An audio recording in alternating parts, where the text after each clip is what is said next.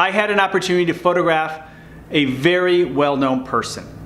And this experience changed how I approached photographing celebrities as well as portraits in general. And maybe you'll get something out of this story too. So it was an early morning. I wasn't expecting any phone calls. I didn't have any assignments, nor did I have to be at work. I was just kind of sleeping in that day. And I received a call from one of the editors who was asking me if I could fit this opportunity into my schedule. He asked me to meet the reporter at the location and they'd give me all of the details. So he gave me the information and I raced over because I only had about 20 minutes to get there. Now when I arrived, I was informed that I was photographing Sarah Ferguson. Now at the time, she's one of the most photographed people in the world.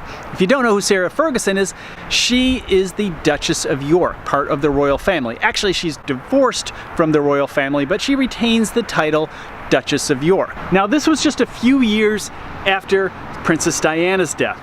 And Sarah Ferguson was still one of the most photographed people in the world. So it was going to be really interesting how I was going to approach her when it was my turn and opportunity to take some photographs. So when it was my opportunity to go in and photograph, I went in with the reporter, and there was a public relations person to our right. It was a very small room, and Sarah Ferguson was up against the wall, not far away from us, just a few feet away. It was actually really a small room.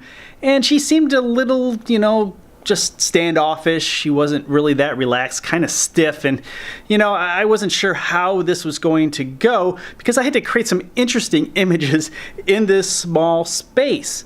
But we just moved forward and the reporter started talking with her a little bit. And I reached into my bag and I asked her, "Do you mind if I use flash to take your photograph?" At that point, everything just stopped.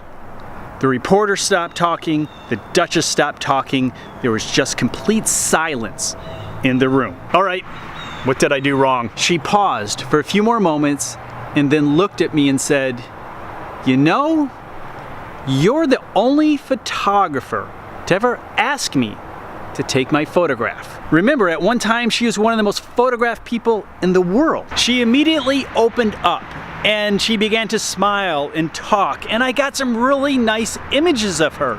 She actually opened up about the royal family. She honestly just didn't want us to go because she knew what was coming next. More people who were just going to treat her as a thing, as an object, and really didn't seem to care about her feelings. This experience really opened my eyes as to how I should best approach people when photographing them. Now, I've photographed celebrities before, I have photographed presidents, I'd photographed many people by this point in my career. But this experience really changed my outlook. Look, the fact is, everybody wants to be appreciated. Empathy is important. It is true that there are all types of people. There are very nice people. The Duchess was very nice and opened up and was friendly once she trusted me, and that's a big part. You need to earn trust. You need to connect with your subject. Now, you don't have to be a celebrity to be rude or nice. All different types of people live all different walks of life. The fact is, you need to be who you are as a photographer by trying to connect with everyone. You're not going to be able to connect with everyone. The fact is, some people just don't want to be in front of your camera. They don't connect with you. They may never like you. Just do your best. Know that every assignment isn't going to be perfect.